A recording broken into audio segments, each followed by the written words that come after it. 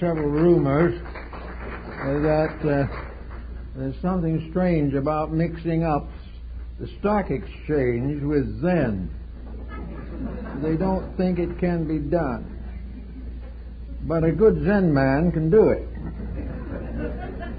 In the first place, Zen is a form of Buddhism which more or less simplified the entire teaching with almost no emphasis upon philosophy and a tremendous emphasis upon action, or we might say a cultivated inaction.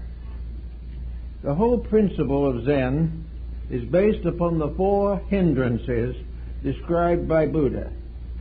And the hindrances are the 4 lessons that every human being must learn in order to grow. And as one of these hindrances is the stock exchange, in principle. But the Zen man calls it wealth. Wealth is to a large degree today a matter of business, of investment, of speculation, of accumulation, of the formation of vast institutions and organizations for the advancement of economic interests. All these come under the heading of wealth, and wealth is the first hindrance that is studied by Zen. Now, the purpose of Zen is very simple and base. It is the individual clarifying the facts of life on all of the levels with which he is associated. We all have different life patterns, but we all live in the same basic life situation. And our adjustment to that situation is the secret of health or sickness, life or death, wealth or poverty. Now, the adjustment of the individual to his world is not what he is trying to do in most cases. What he is trying to do is make his world adjust to him. He expects to be master of every situation, and in due time he is mastered by every situation. He cannot achieve his primary goal, which is to be the ruler of the world. The only thing he can ever rule well and efficiently is himself. Now, in the hindrances as set forth by Buddha, there are 4 principal causes of trouble. These causes of trouble are not new. They have been with us since the dawn of time. We've known about them. We have read about them. We have passed through the conflicts and disasters which they have caused. But in the end, we deny them. We pay absolutely no attention to them. The great structure of success is built first upon wealth. And wealth is a very antisocial pattern to begin with. It becomes critical when we realize the futility of it. One of the points, one of the hindrances, is described in Zen by a simple little verse that is a key to a great many truths. And the verse is a little poem, a koan. And the little verse reads, "The shadows of the bamboo brush the temple steps, but the dust is not raised." Now, that's a very subtle thought. In other words, it is only a shadow. And the shadow has no power, but it looks as though it does. It looks as though the shadow should raise the dust, but it's nothing but a shadow to start with, therefore it cannot. And most of the life that we live today is a shadow cast by something, and to which we give vitality and life and reality, but it has none. So we'll start a little bit now with the problem of a Zen man trying to work on the stock market. He's going to have troubles to begin with. For the first reason, he was going to consider the stock market as one of the principal hindrances. If it is a principal hindrance and stands in the way of growth, Why bother with it? Why not make a law of some kind and abolish it? You don't abolish these things, because the stock market is nothing but the long, selfish shadow of man himself. It is the way man wanted it to be, but it never could be. And as a result, from the beginning of time, most of the miseries of mankind have been based in wealth.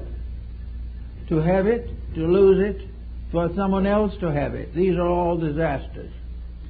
And actually, what is wealth? It is a shadow. In the first place, it has no permanence. We live in a world in which we do not live forever. Therefore, nothing that we accumulate can stay with us more than a few years. So we give the first half of life trying to control a situation which we will lose in the second half of life, no matter how we try to live with it. We can accumulate all the wealth we want to, but as this little ball spins on around the sun, none of these things that we do have any permanent significance. It may be nice to have them for a while, but it is also hard to go through the process of loss. And the wealthy man does not die with any better conscience than the poor man. But we have this great secret of wealth. We have the problem of investing. We have the problem of multiplying industry. And from a button tree on the south end of Manhattan, we developed a great institution that now follows the time signals around the world, and 90% of humanity is hopelessly enslaved to some aspect of this system. The only ones that are free of it are the unfortunate aborigines who are luckier than they know. But here we have a world that is locked within a problem of buying and selling, a problem of shifting about, a problem of all forms of bookkeeping, all forms of taxes, and all kinds of stock investments and investors and agencies for handling these things. And when it is all done, we have something like we had a few months ago, a minor shift in the financial situation that shook the world to its foundations. And to have as the foundation of security something that can evaporate that quickly indicates that we're not very wise in setting our institutions in order. We are not using the proper wisdom. Now, in the Zen man was in this position, the first thing he would do was to say, you're not born a broker or an investor. You're not even born a Zen man. You are born a person gullible to many things, insecure for the greater part of life, and living in a mild state of fear most of the time. So if you're going to be a Zen man or a stockbroker, there's certain disciplines you have to have. And the stockbroker doesn't have them, not a trace of them. A few agents may have a little of it because they are playing only with other people's funds. But for the most part, those who are handling the money situation believe in money. They believe firmly that money is important. And they believe that if it drops in New York, it will fall in Tokyo, and will gradually go around until it drops another degree in New York. It is one constant circle in which the lifeblood of a cultural system is invested in wealth. This is the thing that makes the world go round. We have more automobiles now than we have space for, but we have money enough coming in to start a new factory or two and start another enterprise, which will be stock shared by various people. We have more of nearly everything that we do not need. But the one thing that we need most of all, common sense, is in short supply. In fact, it's been back ordered for a long time. So here we have a man who wants to become a happy, well-adjusted, well-balanced investor or merchant. The first thing he has to do is really to become a Zen man. He has to get over the first of the great hindrances. and that is his belief in the sanctity of his own processes. He has to face the fact with perfect certainty of clarity.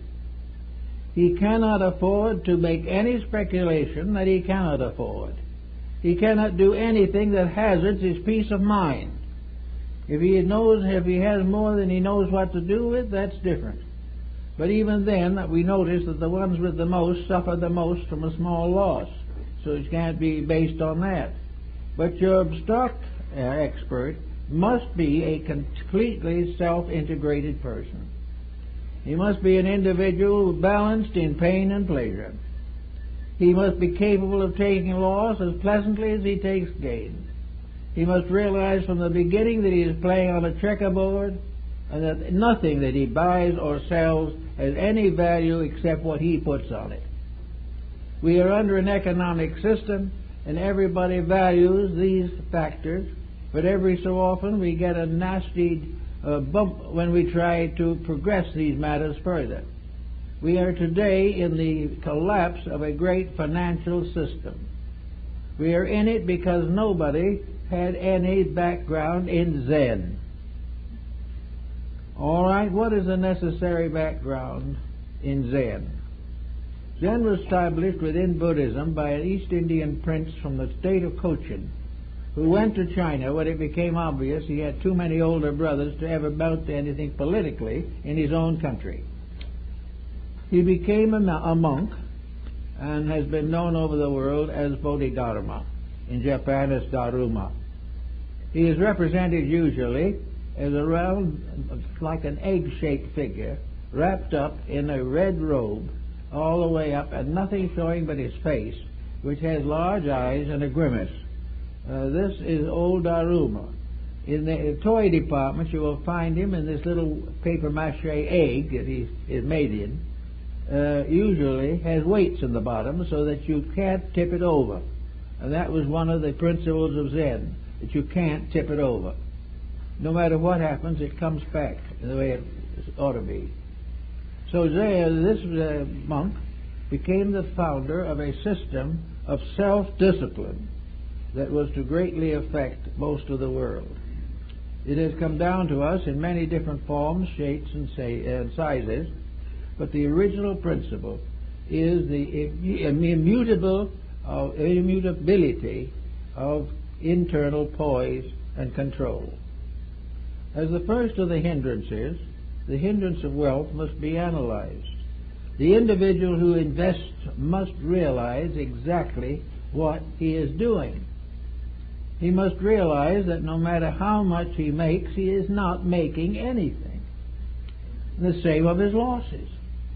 He is shifting about an intangible sense of value that is violated every day and offers infinite opportunity for corruption. He is caught in a financial pattern based upon the single thought that wealth is important. Wealth is freedom.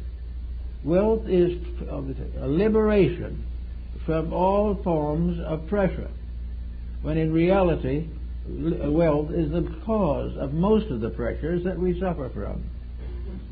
Having decided to become a Zen man in this matter, the investor must look upon his investment as a kind of symbol, something that he should learn from. And the big lesson he is supposed to learn from the whole thing is, don't do it.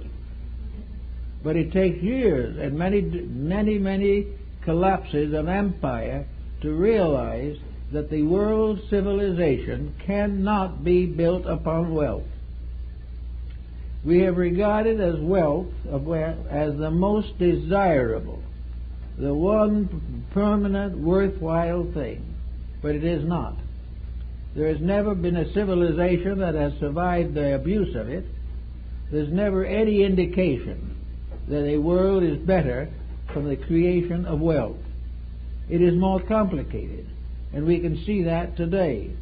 We have all these nations struggling against each other, revolutions inside, outside conflicts, political ups and downs everywhere, armed forces using up vast amounts of public funds, and no peace in sight.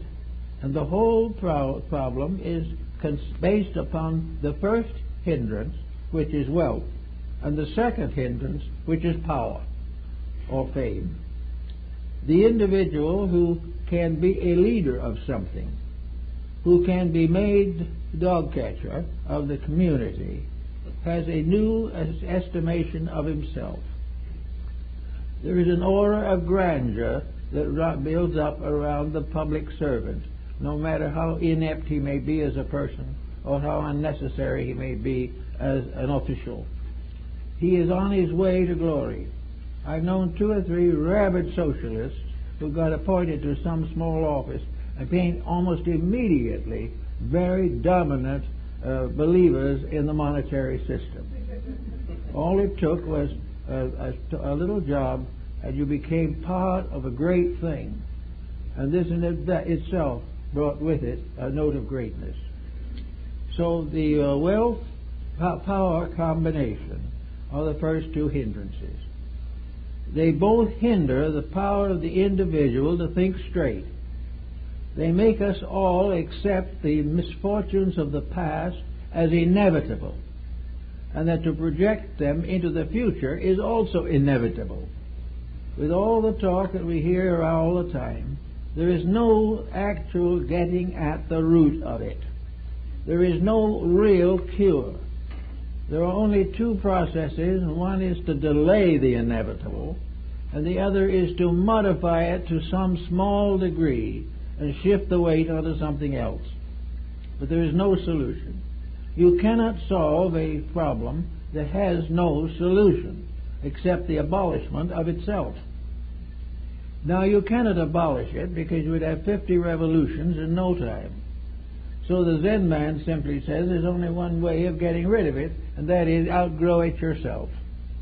There is no other way. There's a story in China of a great mandarin who, being very wealthy and in favor at court, bought a beautiful villa and a lovely garden and settled down to enjoy the glories and beauties of life. Not long afterwards, a wealthy industrialist who was not of the favored class also came into money through business and decided to buy the next property, the property right adjacent to that of the mandarin. When he got the property, maybe it was, we won't know for sure, but maybe it was the lion paste or salve. Oh, Tiger Balm. Maybe it was the Tiger Balm man that did it. But anyway, he got this villa next door, and he proceeded to lay it out so badly and so extravagantly that the Chinese cultured man next door was going into fits. He couldn't stand it. Every time he looked out of the window, he was antagonized. He was disappointed. He tried to buy the other property, but the man who had it said he'd put so much money into his beautiful garden he wouldn't sell it. So there was no peace there. And the aristocrat would just look out the window and wish something could be done about it. Finally, a Zen man, who was his friend, came to him and said, "What's the matter?" Oh, he says, "This man's garden next door is driving me crazy. What can I do about it?" Oh, the man said, "It's a very simple thing to do. You don't have to buy it out. You don't have to do anything." Well, he says, "What do you mean?" So the Zen man got up, looked out the window, turned to the rich man, and pulled the shutter across. And he says, "You're cured. You don't have to see it anymore." And that is somewhat the way Zen handles this type of thing. It handles it in a way in which no great surface is moved, but the individual's relationship with the things around him is markedly changed.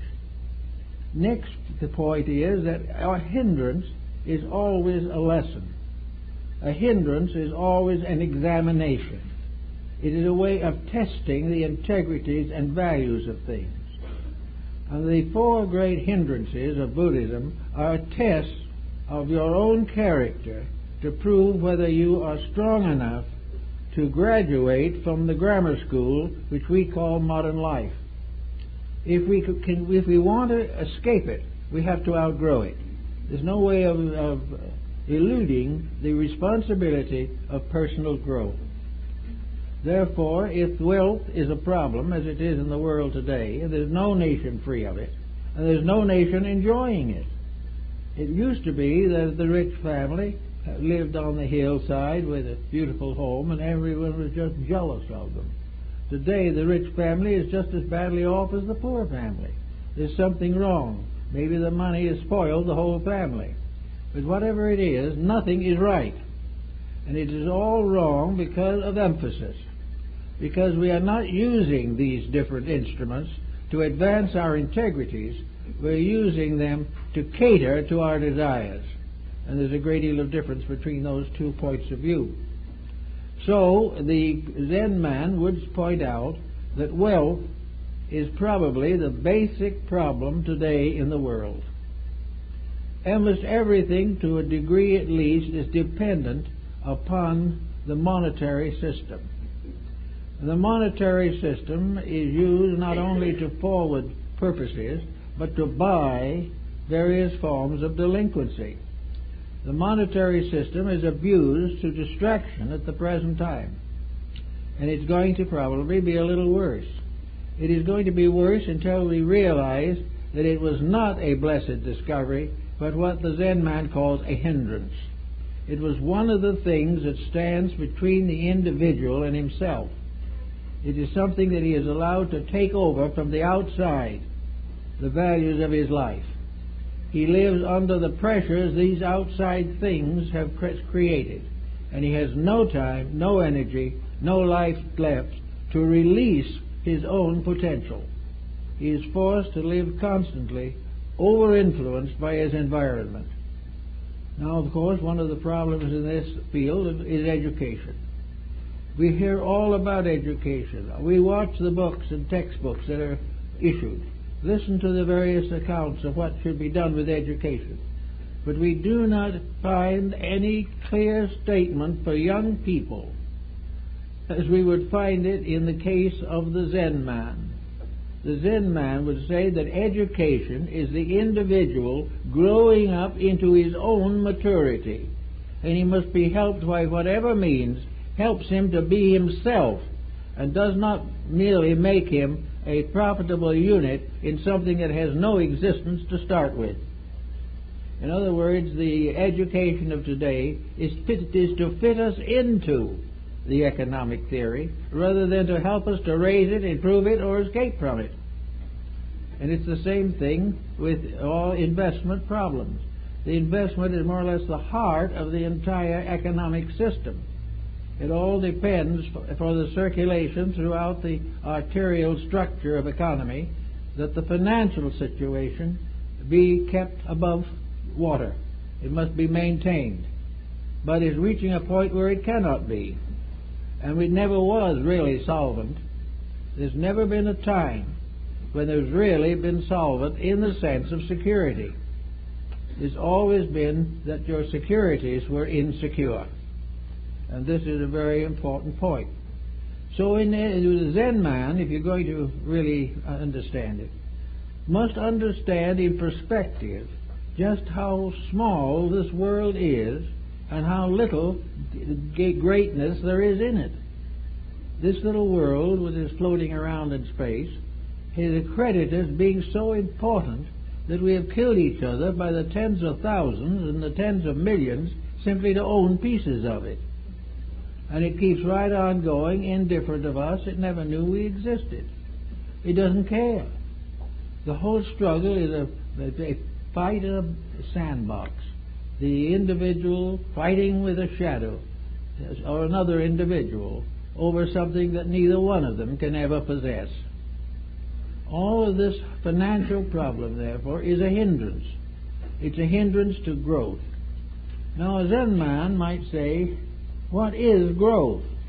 What can we do to make this situation one of permanent value to ourselves? The answer is, to grow means to outgrow or overgrow a condition that exists. Growth is a progress. It is not measured in wealth, is not measured in national incomes or products or in sales and investments. Growth is an unleashing of a greater measure of enlightenment. Growth is to become wiser, better, and happier. And the civilization that we now have will not confer these virtues upon us very easily. A happy person today who is not simply mentally deranged is very hard to find. And even the happiness we have is very perishable and can be dispersed or destroyed by some passing event. So the Zen man starts by saying, what do we need? What is the thing that we're trying to do? We have come into this world with a gift of some nature. We have a mind capable of thinking. We have a heart capable of loving. We have a body capable of serving. We have all kinds of opportunities, and we have an ingenuity with which to invent and devise things. Now, if all these abilities are used properly, we are a very constructive unit in society. We are something that can help others and can help ourselves. But our primary purpose is to unfold through ourselves the universal truths that are the foundation of existence. We are here to manifest reality. We are here to accomplish in daily action the wonders that we read about in books. We are simply not here to be better than our neighbor. We are here every day to be a little better than ourselves. There is no place in growth for competition. The moment competition comes in, ulterior motive is there, and Zen dies. There was, years ago, there were a series of articles in the New Yorker on Zen. And one of them had to do with Zen in athletics, Zen in tennis, Zen in golf, Zen in archery. And a lady who was the wife of one of the writers did an article, Zen and flower arrangement. Zen was therefore the effortless effort by means of which the simple reality in ourselves will come out if we don't block it. The individual who tries to be good seldom succeeds.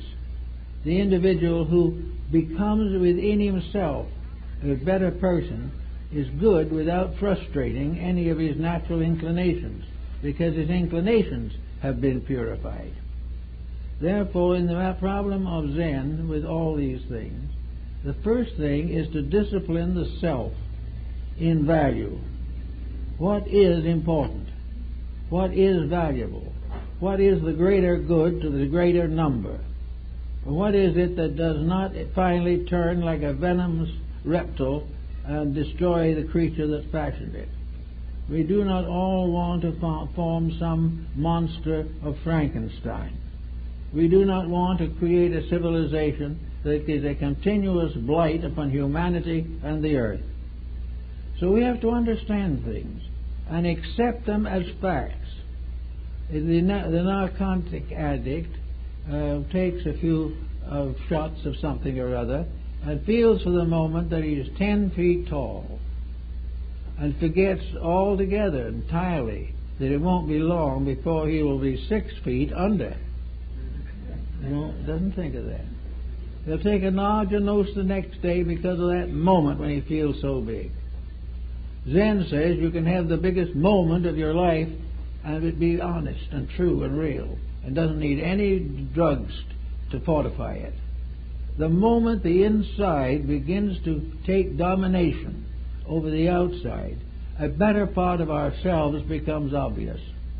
We have within our own nature the power to accomplish any reform that is necessary upon ourselves. We can gain any skill that we wish to of ourselves. We can have just the kind of an environment we want if we create it ourselves and preserve it, so that everything that is good is available, but it is blocked by the hindrances. It is blocked by the individual who cannot be happy unless he is a billionaire.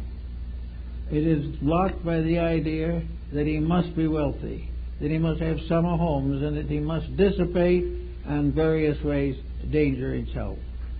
All of this is based upon the fact that to have is to be happy.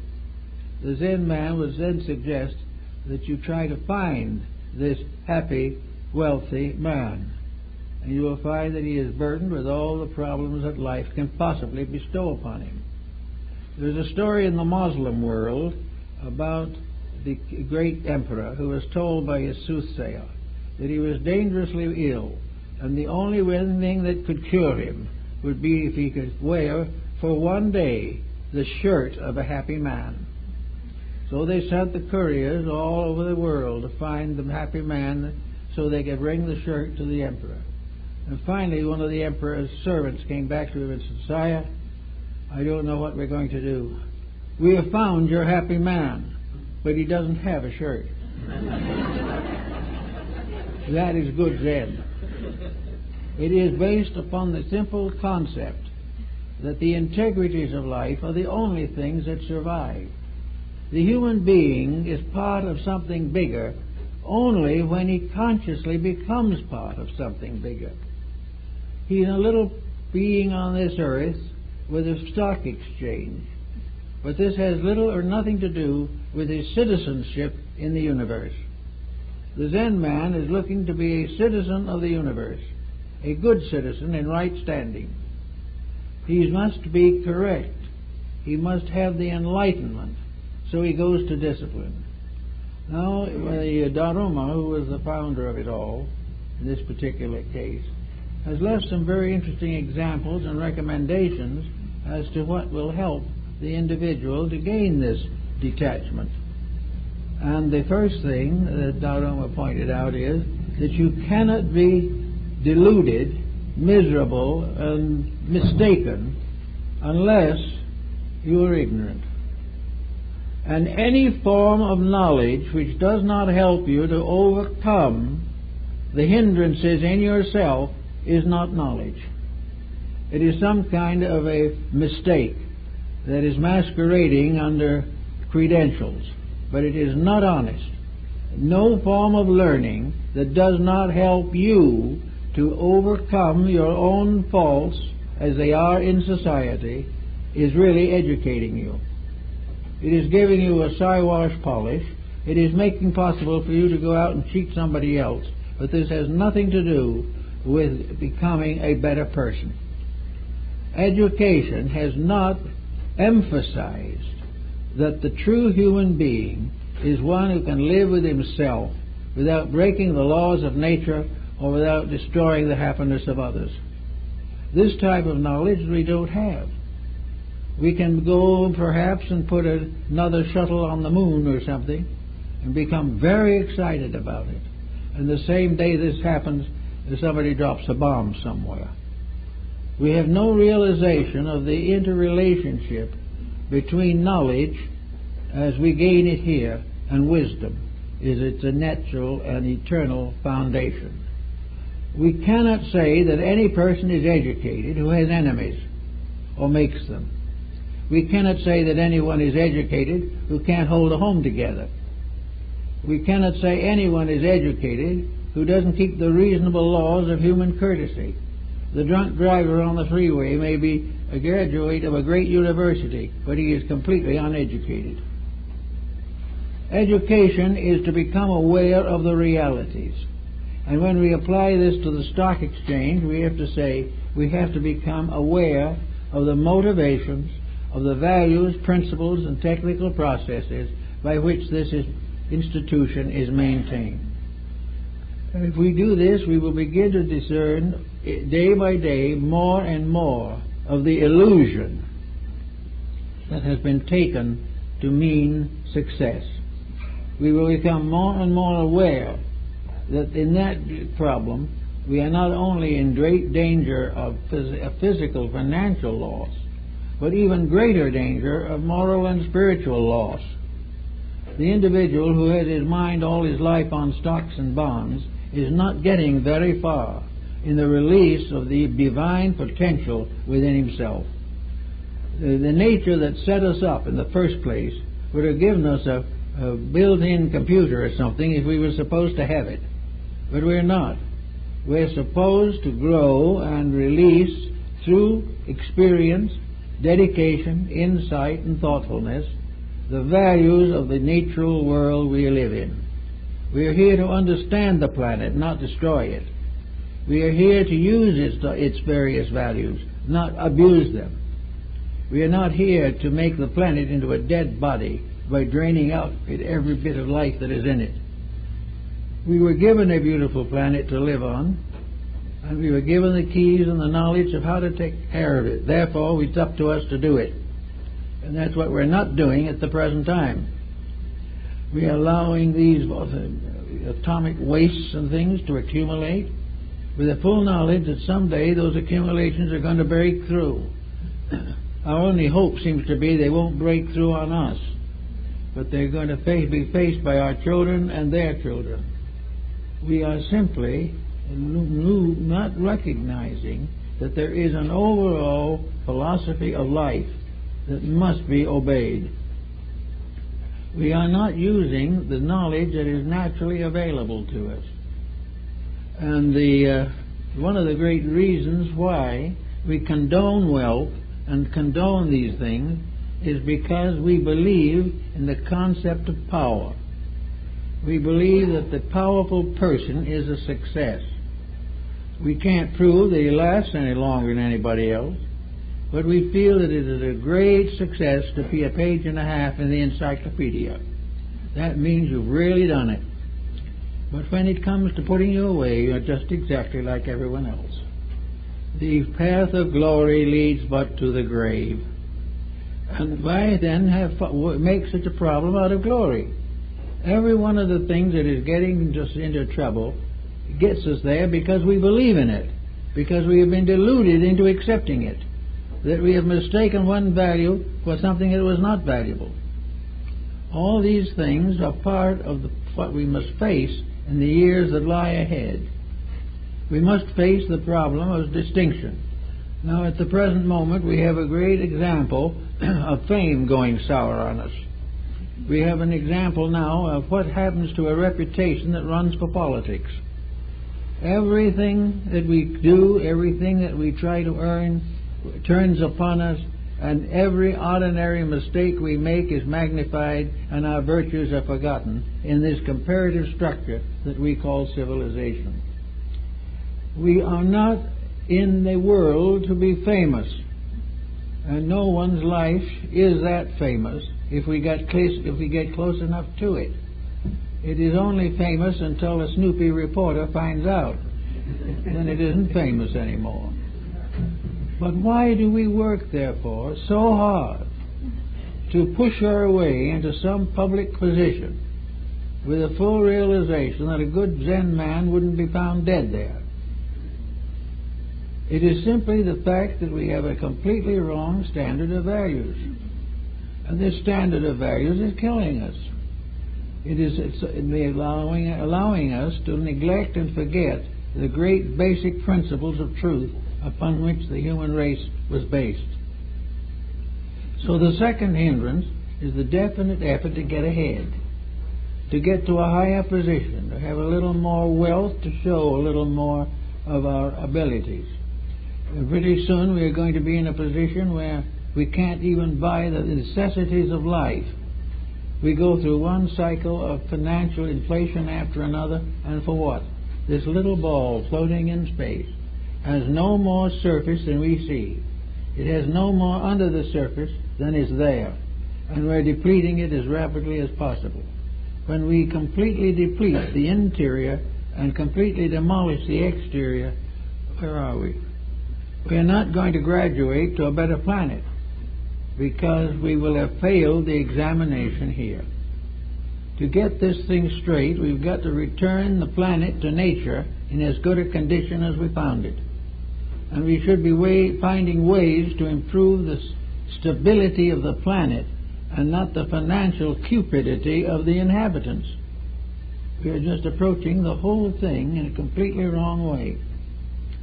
Now, if the Zen man was involved in something like this, he would point out another factor that comes into our thinking, which doesn't necessarily represent general public thinking. If we are, as Socrates said, if we are to live beyond the grave, if some part of us goes on, then we may have to face the answers to a great many questions. He did not believe in damnation, but he believed that the individual might have to discover how ignorant he had been, which would be a great shock to him, especially his ego. Or on the other hand, is he going down to a silence and will never be heard of or seen or thought of again? Is he a mortal creature with nothing beyond the grave? With either perspective, I think Socrates is more or less correct. If you do not have any life beyond this one, live this one as well and fully as you can. If there is a life beyond this one, if there is something afterwards, then prepare for that by revealing the very best of your nature and turning this world into a school where you learn something every day. We are here to learn, not luxuriate, and we've lost sight of those valuable points. Then we also have another point, another hindrance, and that hindrance is a problem that we call vice. Hindrance is largely a matter of providing the funds to allow the individual to dissipate in any manner possible without being able to be properly punished. He will buy his exemption from the natural consequences of his own conduct. This is available to us in every newspaper today.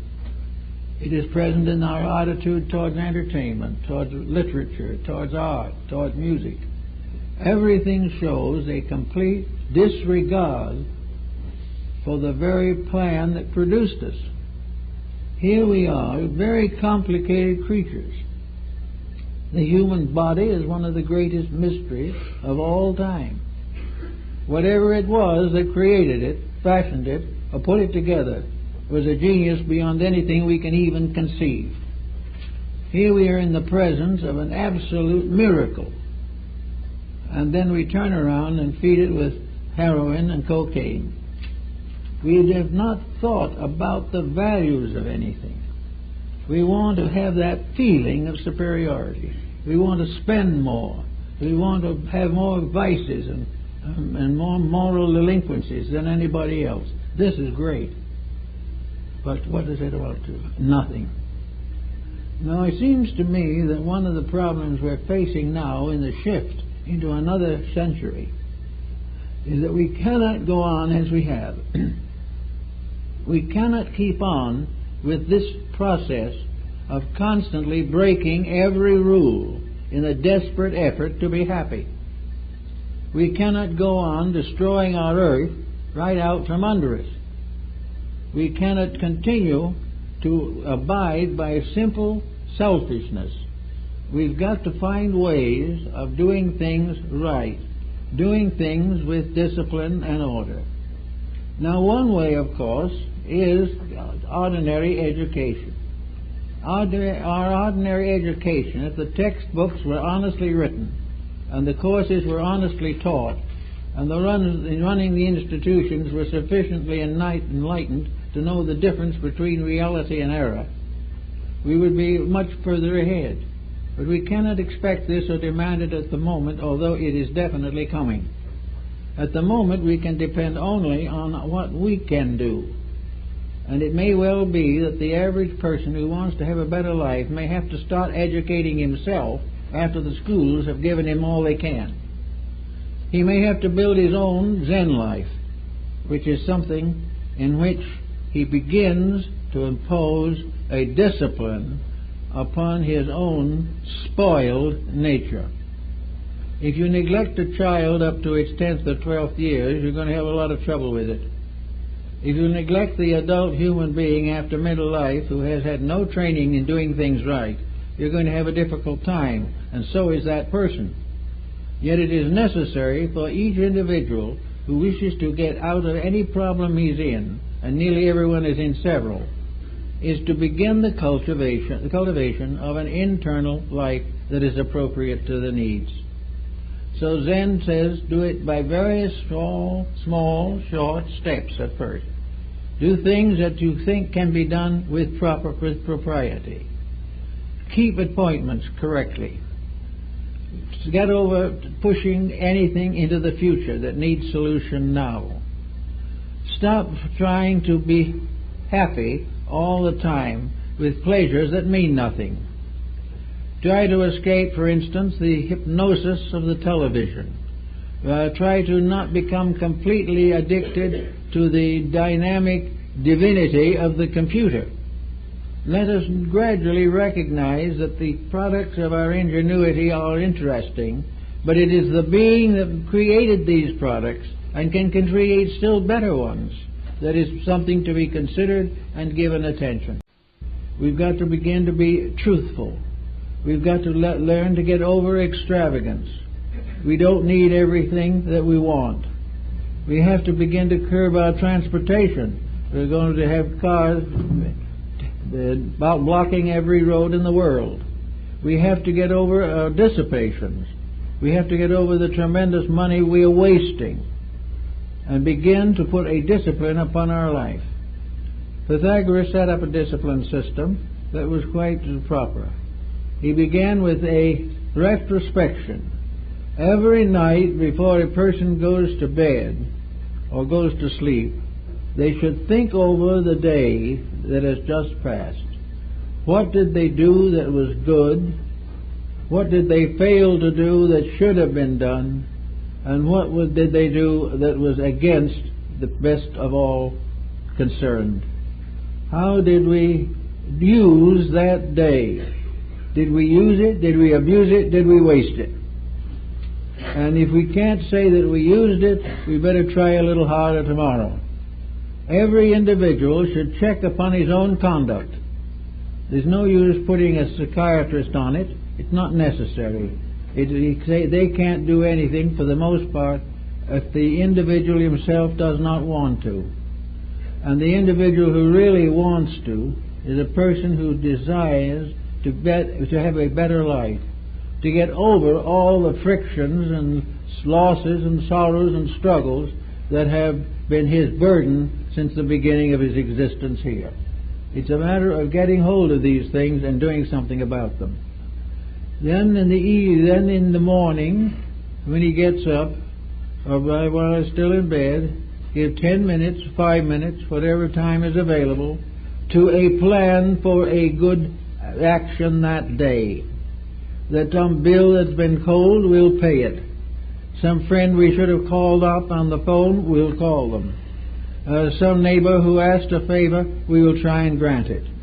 Now, if we have visitors coming in, we will be prepared for them. If we don't want them, we should not invite them.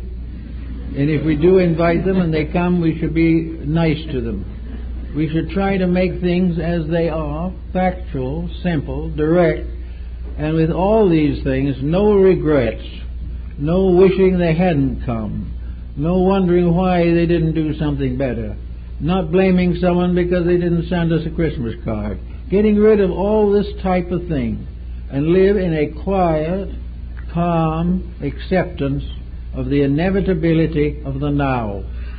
That we are here to, in a quiet and steadfast way, unfold the locked potential within ourselves. We can control our reading. We can control our activities. We can also control the need for a talent or an ability. If we are going to recreate, we must recreate constructively, never as a waste of time. If we want to gain knowledge, we should study it. If we want to gain pleasure, we should learn the arts or something by means of which we discipline ourselves. We must also recover from the observation complex. The individual who thinks they are improving by merely watching somebody else work. The individual who goes to the museum and appreciates the art but would never think of studying anything themselves. Each individual should try to release the potential within themselves under the discipline of proper self-control. They should be doing the thing that they need to do in order to grow, in order to fulfill the proper destiny. If they do not grow, they are going to die as ignorant as when they were born. And no individual who passes out of this life without discovering something of distinct value, any individual who can pass out of this life without saying, at least under his own breath, I have learned something and I am a better person. If this happens, something is very wrong with all of civilization, because that is why we are here. Now, another point that's important to realize, that the good life, the Pythagorean discipline, does not result in a cold, hard existence. We are not supposed to lose a sense of humor. We're not supposed to become grouchy. We're not supposed to become so superior that we can't get along with other people. The most unimportant person in the world is the one who thinks he's more important than anyone else. We should be always learning to grow graciously, to unfold and develop the abilities that we have with kindness, with charity, and with good humor. The person with no sense of humor is in a bad way. Even the Greek philosophers were very definitely inclined to humor. They believed that humor was important. Humor to laugh with people but not at them. Humor to carry along interesting stories that in a gentle way sometimes have very great meaning. So we have to do all that we can while we're here to simplify, directionalize our efforts. We must not take it for granted that we are simply here to wait for the inevitable end. We have many people come who tell me that they wish they were dead. Those people haven't lived. They haven't discovered the value of life at all. A few infirmities, a few disabilities, or some bereavements have taken away from them their own sense of judgment. Everyone has a right to wish to be living, as long as he can live and learn. And when he reaches a point where he can no longer learn, then and then only does life become meaningless. And sometimes that happens when he's born. And he never does catch up with the tremendous privilege of being alive. So the Zen man looks out of the window and he sees a beautiful garden out there. The same garden that the great Mandarin had. He sees a world of wonders and a world of great and glorious opportunities to help. But he will not see any desire to cut up a piece of it and call it his own. There is nothing in this world that is more foolish than ownership. Nobody owns anything. We don't really own our own bodies. We don't own anything, and the Emancipation Proclamation didn't liberate us from ignorance, which is the only enslavement that is real. We therefore have no priority upon tremendous gains in land. We don't need to cheat farmers out of their soil. We do not need to destroy our competitors. These things are all part of the great ignorance, when all there is left that we really need to consider is to be productive, useful, and creative people, doing the good deed that comes to our hand, and doing it with all the heart and joy that we have. The Zen man will never have a broken heart, because he does not live that way. He does not think that way. You can't really have a broken heart if you don't dislike anyone or dislike anything. And if you dislike yourself, you have to get over that also. There are no broken hearts where there is wisdom, because where there is wisdom there is love, and where there is love there is never a broken heart. There may be hurts and pains, but through them all comes the deep realization of an infinite reality and a kinship with all that lives that cannot be destroyed by any event that may occur in a personal life. So we say now, here's our man who's going to be a stockbroker. We're going to start him out very simply. We're going to start him out in the morning with his childhood prayer. When he's a small child, he's going to pray in the morning, 2 or 3 minutes with his mother or parent or whoever is with him. He's going to learn to begin in the beginning the reality of God. He's going to learn that there is a divine power that shapes our ends. He's going to realize that he's going to come into a world of divine principles which he is able to help or hurt according to his own attitudes. As he gets a little older and goes to school, it's going to be very important that in his life some elder, not in the school faculty, is going to help to maintain his integrity in the usage of knowledge. He is also going to learn at that point how to help in the maintenance of the establishment that he belongs to. He's going to help in the garden. He's going to help in the cleaning of the house. He is not going to permit all this work to be done either by the rest of the family or by hired help alone. He is going to be part of a family, which means to work with the family, to do things, and not to run away and have a big time with the boys down in the vacant lot. The problem is going to learn to begin to realize his dependence upon life. He's going to learn to respect his elders. He's going to learn how they lived, how they made their way. If they are very wealthy, he should probably develop pity for them. If they were very poor, pity. If they were in the middle bracket, they were the most fortunate, and they should be congratulated. But he should start in with a social life, with a life of belonging to humanity. It may very well be good for him to join some youth organization, like the Boy Scouts or something, to get a little bit of the idea of working together on problems. When he goes to school, if he's going to be a stockbroker, he might very well to take a course in law, as a lawyer, or perhaps as a psychiatrist. Don't take a course in business, because that will make an atheist out of you quicker than anything you can do. But take some course, maybe fine letters. Maybe we have a potential stockbroker who begins as a watercolor painter. Whatever it is, something that gives existence and reality to some gentle light within himself.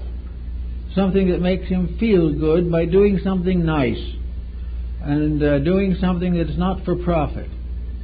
And if he takes any kind of work to start with, he should give himself fully to it. He should be taught by his family or by experience that if he is employed and paid for employment, he is expected to do the good day's work. He is not provided with any inducements to do something wrong, however, or he leaves the job.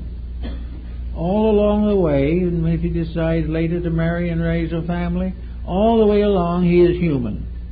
He knows poverty. He has seen the sick. He understands loss. He realizes the temptation of wealth.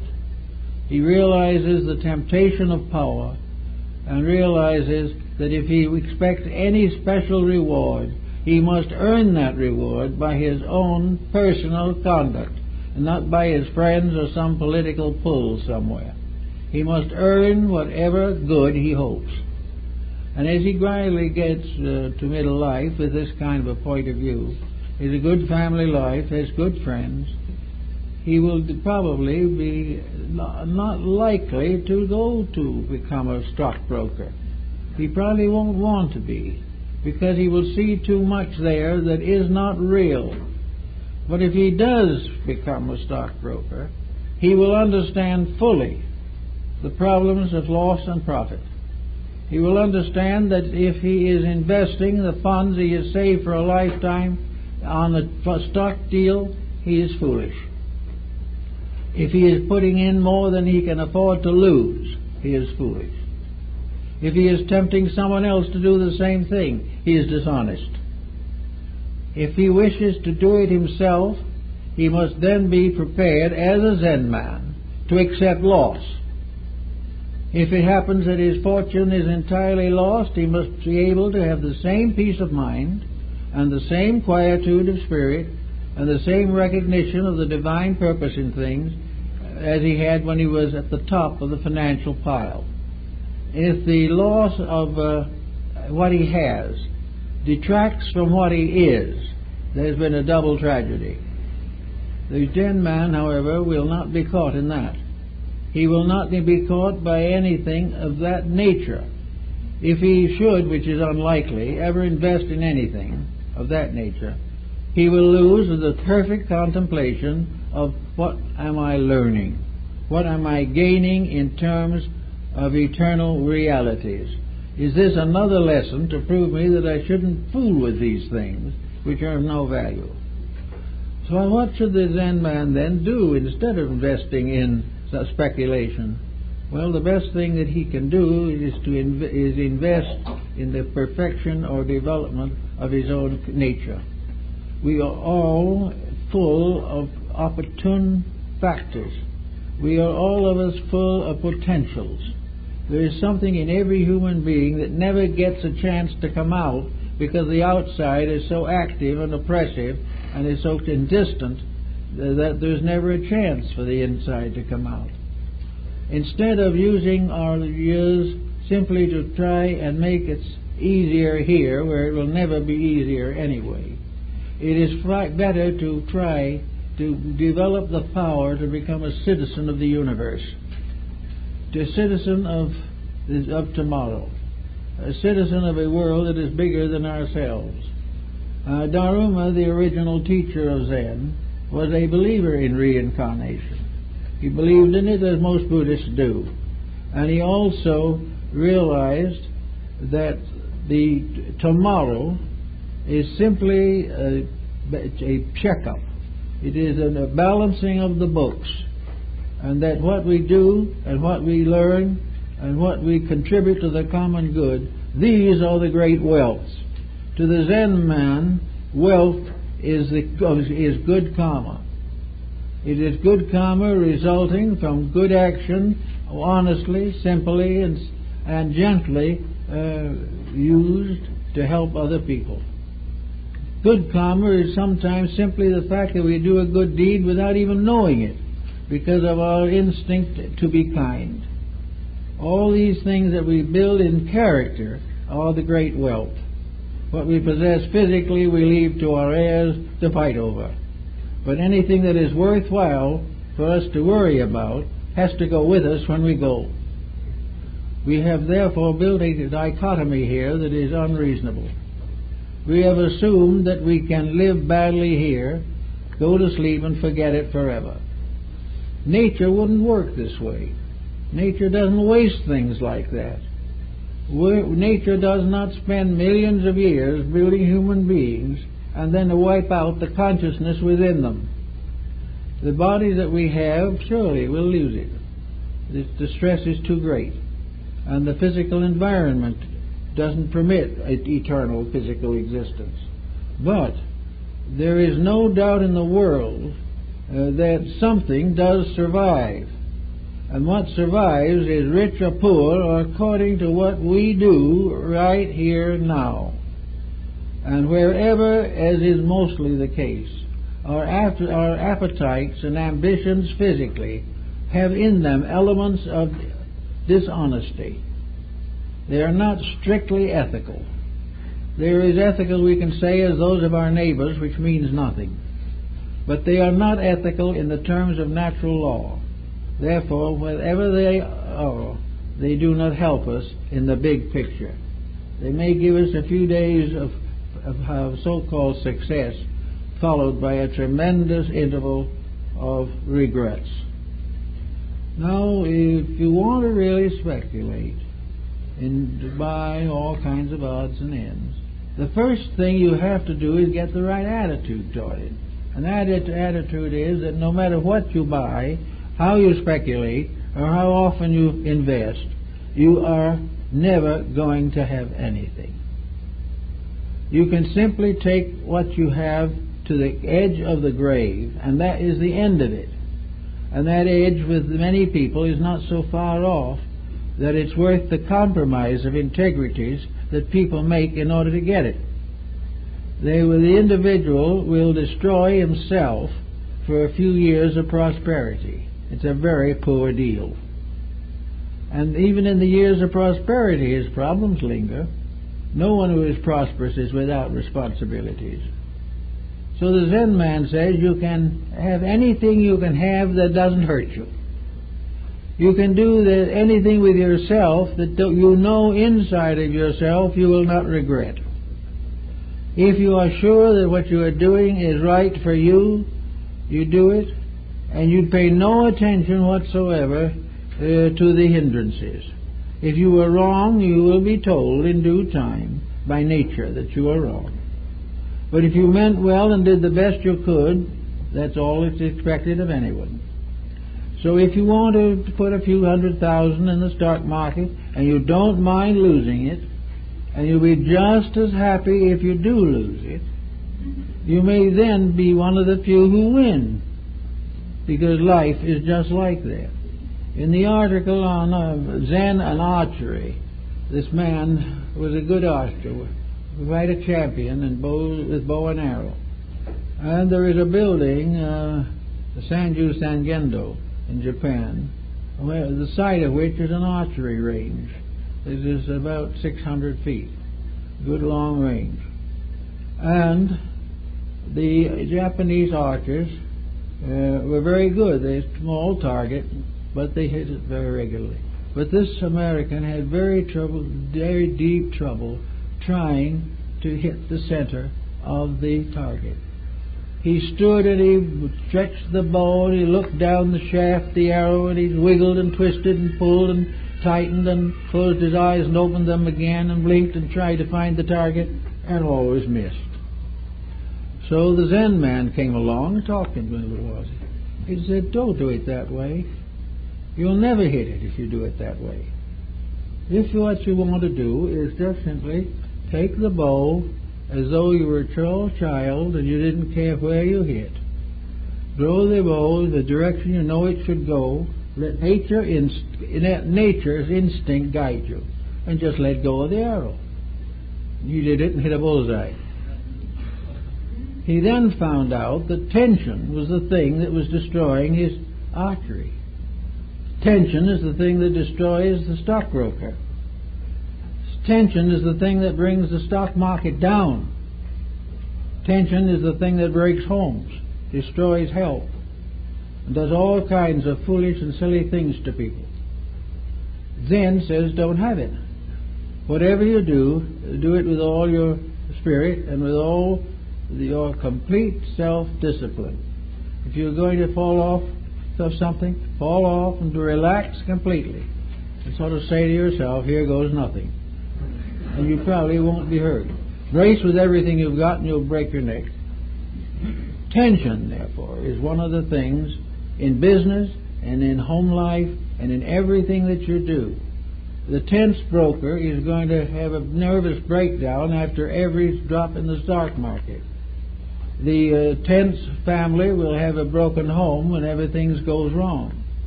Everywhere tension, stress, and the building up of defenses against truth are dangerous occupations. We can build no defense against truth. It has to have its own way. And the only way we can cooperate with it is when it sets in, say, here, come and take it. In other words, truth must have its way. And it's fighting truth that's killing people every day. It is fighting truth that is destroying nations. It is fighting truth that destroys the integrities of life. And it is this same thing that creates ordinary human beings and transforms them into guerrillas and anarchists. It is this tremendous flow of essential ignorance. And this ignorance is due to the simple fact that the individual has never even tried to understand himself. He's never given a day's thought or a day's understanding to the wonderful being that he is inside himself. He may have concealed that wonderfulness pretty thoroughly, but at the same time it's there. There's something about the human being that is divine, even at his worst moments. But there's something there that is tremendous, infinite, something indescribable. The physician can never sound its depths.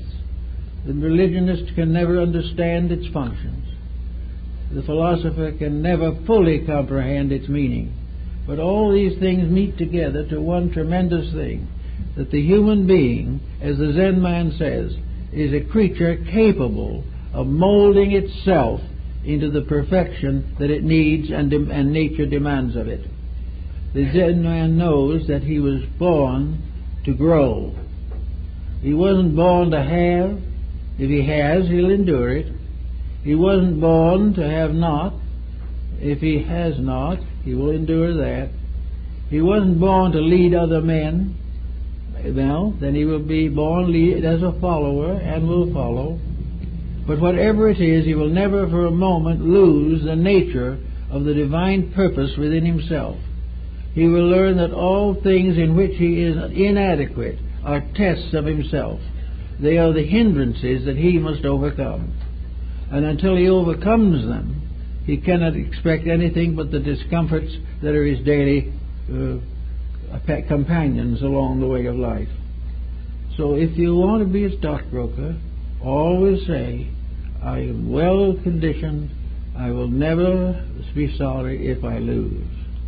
If you want to be a very wealthy man, say, I will never be sorry what I lose. And if I take it to the grave, I will only hope that my descendants will not abuse what I abused to get it. All the way along we have these problems to face. But Zen is a philosophy of facing them gently, simply, kindly, softly, but immovably. Zen never for a moment compromising its principles. The stock market Zen man, while the business was honorably done, would probably serve it as well as he could. But the moment the time comes when corruption creeps in, a Zen man will step out. He will not for a moment allow himself to be soiled by association with that which he cannot believe to be true. If we would all step out of what we don't believe, we'd find some big changes in this world. You'd find we'd have much better people in better positions if we demanded of them an integrity and we're not worrying so much about their political allegiances. What we need is to support that which is true. And if that which is available is not true, we will build our own inner life on our own. We will correct our own mistakes. We will properly use our own resources. And we will never fail in family or friendship or health or sickness or work or companionship to live according to a principle of integrity. And the principle of integrity is very simple in itself, that we are here in this quest of truth. We are here seeking to know the reality. And if we are going to learn the reality, if we are going to have the courage to search for the real, then we must have the courage also to live with it if we find it. We must be prepared to live the right kind of life before we can look for it courageously.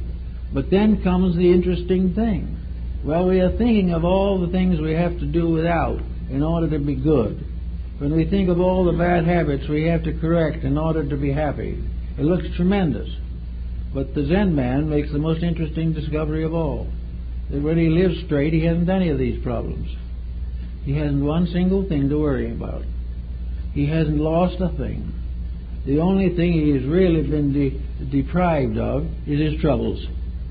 He finds that the true life of the Zen man is happier than any other person can possibly be, because he cannot lose. He has no sense of loss, no sense of gain, only sense of service, only sense of being true to the great universal structure to which he belongs. He moves himself from a citizen in Lower Manhattan to a citizen of the universe. He becomes part of the great motion of life toward the fulfillment of itself. This is the true journey. And no one who takes that journey weeps over it, or is sorrow about it, or is tired as a result of it. We are always sick and tired and worried and defeated because we are wrong in our conduct. If we are right in our conduct, this fades away, and we discover an immutable good, a tremendous value, a great and marvelous extension of consciousness, so that we can meet the problems of the day without problem or without sorrow. We will be all right as long as we keep the rules. And in this life, we are building towards something better. We are turning towards a bigger universe than we have ever known. And it is necessary, particularly now, with our present realization of world affairs, to recognize the obvious, to accept the real with a full understanding of what it means. We can no longer deny these things. We can no longer hide them. We can no longer conceal a war behind some foreign front. It is everywhere. We cannot see poverty because of some one nation in trouble. Every nation. We cannot have the religious upheavals. They're everywhere. Never before has the whole world been involved in its own karma as it is today. Never before has it become so apparent to everyone, everywhere, that the path of glory leads but to the grave. We are learning little by little, and in the next few years we will learn more rapidly. But today and right now, as we start along the way up tomorrow, it is possible for the thoughtful person to see the facts, to become aware of the things that are going wrong, and make sure that there is nothing in his own life that is doing the same thing, that he is not making in a small way the same mistakes that in a big way are endangering civilization. The time of selfishness and self-interest and exploitation are done. They have dominated science, religion, philosophy, and industry for ages.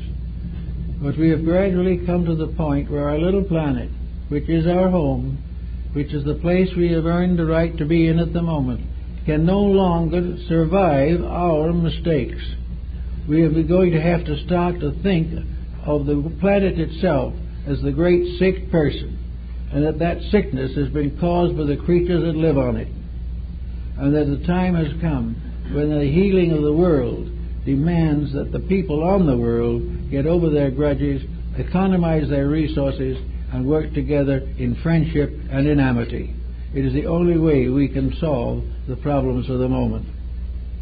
Well, I guess that's it. And I'd like to say, Monday evening at 7:30, my wife is speaking in the lecture hall upstairs, and the subject will be the interpretation, the truth about the coming age that we are all facing. We know that many of you will be interested. Thank you very much.